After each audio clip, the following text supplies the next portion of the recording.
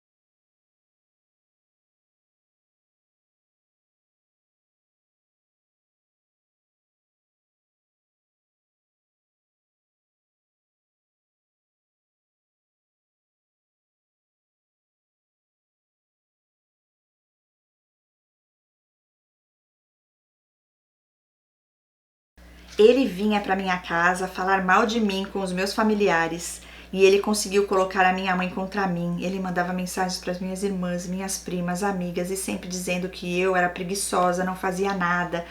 E eu me acabando na casa. E ela diz, eu não gosto de cozinhar, mas mesmo assim fazia.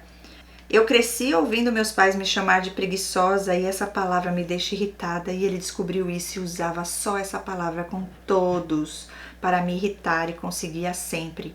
Ele é o tipo de pessoa que senta e calcula tudinho o que vai fazer, ele nunca age com impulso. Esse daí já é mais psicopatinha, hein? Em 2018, meu tio começou a emprestar a casa da ilha para passarmos as férias. Aí a minha irmã passou a ir, foi uma salvação. Minha irmã começou a observar como ele me tratava e começou a contar para minha mãe. Aí sim ela passou a acreditar em mim. Sempre que tinham pessoas com a gente, ele gostava de se aparecer e de me diminuir com piadas sem graça, colocando defeito em mim, gritando comigo. Até então eu não o conhecia, não o reconhecia como narcisista e sim como psicopata. Sim, mas tô achando que é mais psicopata mesmo. Todo psicopata é narcisista, mas nem todo narcisista é psicopata, né? Meu estado só se agravava e eu relacionava a todos, menos a esse relacionamento. Gente, tem muita mulher aí com síndrome do pânico, ansiedade e acha que às vezes é do trabalho, que é dela mesma, mas não, é desse relacionamento. Eu estava tão doente que tentei o suicídio 2 vezes, está repreendido em nome de Jesus. Na última tentativa, quando eu ainda estava desacordada, eu tive uma visão com o bispo Bruno Leonardo, onde ele dizia, ovelha, tem uma pessoa que precisa sair da sua vida, porque essa pessoa é que adoece o seu psicológico. Quando eu olhava para o celular, eu via a foto dele, aí o bispo disse, é esse mesmo. E ele dizia, você vai sofrer, mas vai ter que sair. Mas aí eu vi o tempo passar e achei que era uma profetada.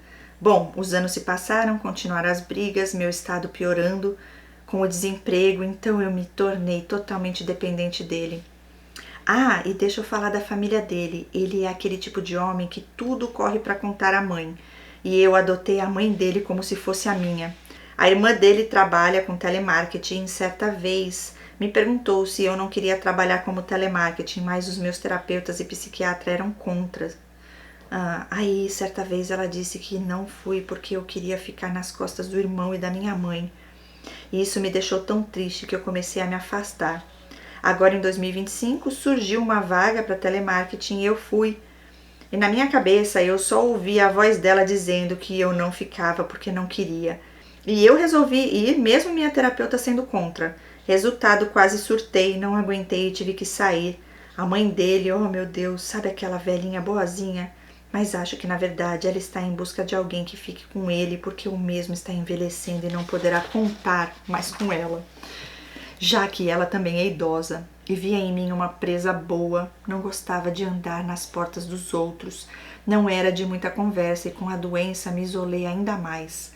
Não dormia, só à base de remédios. Cada vez a dosagem de remédio aumentava. Usei vários e eu não conseguia me entender. Fiquei totalmente sem foco. E já peguei ele mandando nudes para outras. E como sempre, se fazia de vítima. Esperava eu vir ver a minha mãe para ficar de papo com a vizinha e contava a minha vida. Falando mal, é claro. Levava manicure para fazer unha na casa dele somente quando eu não estava em casa. E quando comecei a falar, ele começou a ir para a casa dela. Detalhe, ela mora sozinha.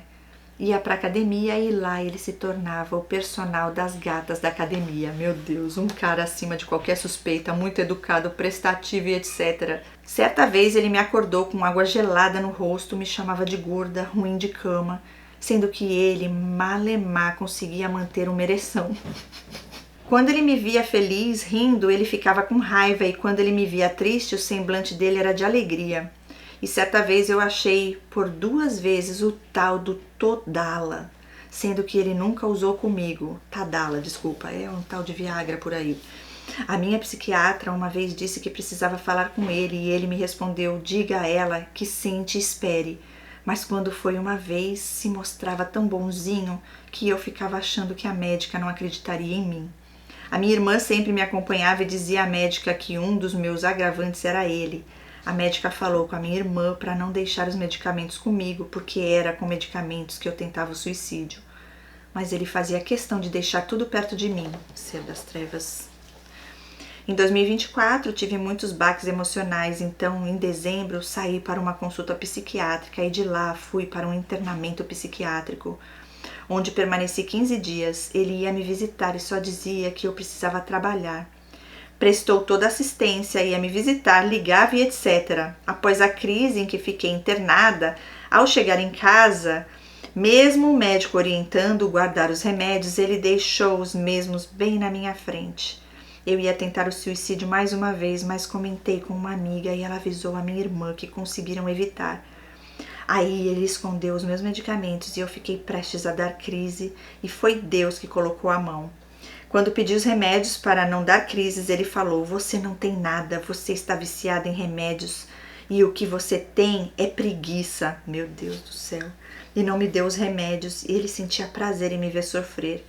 E sempre a mesma palavra, preguiçosa, e ela põe em letra maiúscula. Só que o que eu não sabia é que ele já estava planejando me dar o descarte. Há quase 1 ano ele vinha planejando isso. Queria te deixar mesmo mal, sem levantar da cama. E como te disse, ele estuda tudo o que vai fazer. Então ele deixou de sair comigo, não me dava mais presentes, não comprava mais meus remédios, fazia de tudo para que o vizinho e amigos e provavelmente já uma nova presa dele não nos vissem juntos. Quando voltei do hospital, ele já estava com tudo esquematizado para me mandar para a casa da minha mãe. Abriu minha bolsa, retirou as chaves da casa, pegou documentos pessoais meu. Como eu não quis ir para a casa da minha mãe, começou o tratamento de silêncio. Deixou de colocar mantimentos em casa, de comprar a ração dos nossos cachorros, embalou todos os meus pertences e etc. Uau! Até que um dia eu perguntei o que estava acontecendo e ele disse que não dava mais porque eu tinha agredido ele. E ela fala: fui pegar o celular da mão dele e arranhei com as unhas e ele correu para mostrar para a mamãezinha. E que só me deixaria no plano de saúde e me daria uma quantia por mês até eu arrumar um emprego. Como não quis, ele ficou irado, até que um dia ele me agrediu com um cabo de vassoura. Dei queixa e hoje estou sob medida protetiva e ele foi afastado da casa. Ao sair da casa, ele levou todos os alimentos, eu digo todos mesmo, até os alimentos abertos colocados em potes ele retirou. Me deixou sem nada porque eu não trabalho. Desligou o Wi-Fi, porque eu não sei se todos os narcisistas são assim, mas esse tem um apego às coisas materiais fora do comum. Os móveis são todos com mais de 20 anos e não se pode estragar nada. Eu não podia usar nada na casa, os alimentos ele comprava e quando eu comia falava. Se eu não comia, falava do mesmo jeito. E eu já não me reconhecia mais, eu perdi foco, não conseguia raciocinar, não conseguia tomar decisões, vivia confusa, com medo, não conseguia sair só, um tormento. Gente, é o que um ser desse faz na vida de uma pessoa, não é brincadeira não. Ele está recorrendo na justiça para revogar usando de mentiras. Os vizinhos ficam me monitorando 24 horas, até de ter furtado as coisas dele, ele acusou. E segundo advogadas, eu não posso processar porque o processo corre em sigilo. Por conta dessa queixa, os vizinhos só me olham de cara feia e ficam dando informações falsas para os oficiais. Já desfizemos a união estável e agora a briga é pelos bens. No dia da audiência, ele marcou uma audiência consensual.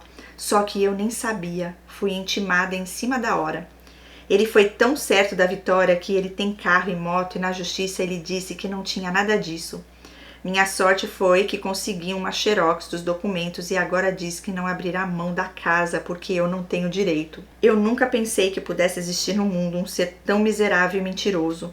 Continua me difamando para os vizinhos e agora de que inventei a história de agressão e que quero roubar o patrimônio dele, o cara está jogando tão sujo e tão baixo que me pergunto a Deus se ele irá permitir isso. Aquela família que eu confiava tanto dele, todos apoiando o que ele está fazendo, até a VACA da mãe dele foi para a advogada afirmar que já tínhamos 4 meses separados, sendo que ela ia lá conversar e dar conselhos. E ela fala: velha falsa. Você tem uma raiva aí que tem que perdoar, hein? Falou até um palavrão aqui. Pronto, pessoal. Por detrás dos bastidores tenho que contar pra vocês, né? Acabei de vir da reunião da nossa imersão. E estamos aqui de volta para continuar, finalizar, na verdade, que já estamos indo para a última página desse relato. E ela encerra dizendo: certo dia fui em um culto e um dos membros disse que não haveria término de casamento, que o que Deus uniu ninguém separa. Então me apeguei a isso e fiquei esperando acontecer, e cada vez que voltava do culto, ele se afastava mais. Aí eu ficava mais triste, mais revoltada com Deus. Hoje sei que o bispo me deu uma profetada e que Deus está zelando pela minha vida, porque descobri que ele estava me induzindo ao suicídio e se eu continuasse eu morreria ou ficaria louca. Ele indiretamente estava querendo que eu me matasse com as minhas próprias mãos para não ser culpado. Fiquei muito, ela colocou, muito mal. Não conseguia comer, sair de casa. Eu só orava e brigava com Deus por estar nesse vale.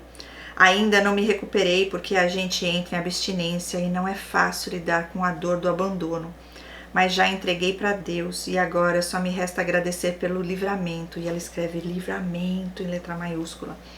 Hoje estou me sentindo tão bem. Minha terapeuta, ai que linda, a terapeuta da equipe que está ajudando ela, que é a Maria Helena, e ela vai estar com a gente na imersão. Ela, na sessão, me falou para voltar a usar o remédio, mas eu fiquei relutante à noite e fui participar do estudo bíblico. E Deus usou você, Cris, para falar dos medicamentos e voltei a usar e hoje sou outra. Claro que de vez em quando bate uma saudade, mas Deus está me ajudando a superar e junto com a terapia e medicamento eu estou melhorando. Agradeço muito a Deus por ter posto você no meu caminho e ainda vou participar da imersão online, é verdade. E ela fala, aê! E deixa completar. Já peguei várias anotações do filho dele mais velho, sempre pesquisando sobre sociopatia e psicopatia. Olha, interessante isso aqui, hein? Certo dia eu não sei como me deparei com esse tema narcisista, pois eu achava que o mesmo era psicopata. Eu acho que ele é, tá? Conheci seu canal, hoje faço parte do grupo e você me ajudou com uma terapeuta de Deus também. Então eu só tenho a agradecer a Deus e a você e tomara que as pessoas também assistam seus vídeos para poderem identificar esses demônios. Estou também no grupo bíblico e estou amando. Não faço nada no sábado à noite aguardando. Ah, linda, glória a Deus. E me lembro que um dia ele postou no status do WhatsApp, pisa, mas quando eu levantar, corre. E hoje nas minhas orações sempre peço a Deus que me mostre o que está às ocultas. E venho descobrindo isso. Ela fala e venho descobrindo, é coisa, viu? Sim, Deus vai mostrando, revelando, né? E assim, em relação à medicação, gente, tem épocas na vida que vai ser preciso tomar. Eu precisei um tempo, mas depois Deus me tirou de lá, nunca mais, para honra e glória do Senhor. Então, às vezes é por um tempo, né? Por um pequeno, curto tempo que talvez a gente, né, precise. Mas não vai ser para sempre, né? Porque Deus é mais e Ele restaura tudo. Pronto, o que eu queria te falar é o seguinte, muito importante o perdão aí. Eu creio que a Maria Helena já está te ajudando nesse processo, né? Vi um pouquinho de, lógico, não é normal, né, o que você tem passado aí, o que você passou, realmente é uma injustiça muito grande. O inimigo, ele não brinca de ser ruim, mas olha, o nosso Deus é o Todo-Poderoso e o caminho é nunca se revoltar contra Ele, porque Deus, Ele nos dá livramento, Ele está sempre cuidando de tudo. Tem coisas que Ele vai deixar a gente passar, mas com certeza vai ser um grande aprendizado e depois você vai entender o porquê disso tudo, para que disso tudo. O negócio é você permanecer firme no Senhor e confiar no Senhor. Inclusive na imersão eu vou estar falando sobre isso, sobre as aflições que nós passamos e sobre confiar no Senhor. Porque Deus é lindo e Ele nos ama e Ele sabe de todas as coisas. Nós somos limitados, mas o nosso Deus, Ele é ilimitado e Ele é soberano. E a gente tem que desejar a vontade dEle somente sobre nossas vidas. Eu creio que você já está, né, buscando tudo isso, está se permitindo.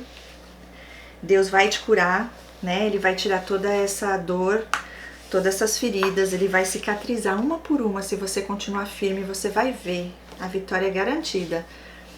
E será ainda um maior testemunho quando você voltar para contar, né, o fechamento disso tudo. E olha, eu sempre digo que cada caso é um caso. No seu caso aí, né, tá tendo essa guerra na justiça, divisão de bens e enfim, ora a Deus, né? Vê o que realmente Deus quer que você faça, vê o que realmente vai ser o melhor para você, porque seja o que Deus falar, fique em paz, porque nada faltará, Deus proverá, né? Confie no Senhor, fique firme nele, peça perdão, né? Por tudo que você também, em relação a Deus, né? Toda essa revolta contra ele. E Deus, ele conhece a intenção dos nossos corações, mas jamais culpará o nosso Deus. Um Deus que entregou Jesus para morrer por nós lá na cruz, gente. Não é o que a gente faça para pagar tudo que ele já fez por nós, porque ele já fez, né? Agora é a gente ficar firme nele. E eu sei que você já está buscando isso, que você já está vivendo isso. Eu fico muito feliz de saber que você está dando a volta por cima, que você vai estar com a gente na imersão e que você está participando nos estudos bíblicos. Sim, eu vejo você sempre lá. Glória a Deus por sua vida, né? E por tudo que você tem passado, porque olha, como diz Paulo ali, né? Por conta de tudo que ele sofreu, que vidas e vidas e vidas foram alcançadas e que o evangelho chegou a lugares que ninguém nunca imaginou, através do que Deus fez na vida desse homem. Então, vamos ficar aí em paz com o nosso Deus. E aquilo que a gente faz de errado, porque somos falhos, a gente pede perdão e Deus, ele conhece o coração, ele nos perdoa. Agora, o que o outro fez de errado, não carregue esse peso, porque o inimigo, ele é o acusador, ele quer que você se sinta culpado de coisas que você nem fez. Então, é entre nós e Deus. Tem nada melhor do que a gente dormir com a nossa consciência limpa, né? E com a certeza de que o nosso Deus, ele nos ama, ele cuida dos seus. É isso aí, gente. Obrigada pelo carinho, obrigada por estarem aqui. Deixe um comentário para ela de força, de ânimo aí, né?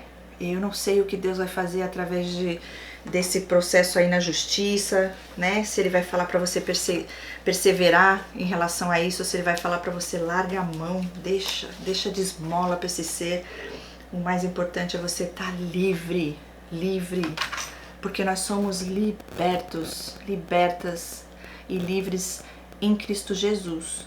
Então o inimigo não tem poder nenhum de fazer nada contra nós. Ele tentou aí várias vezes te induzir, mas eles não têm esse poder, a não ser que você dê esse poder a eles, ok? É isso, Deus acima de tudo, e aí não tem como dar errado.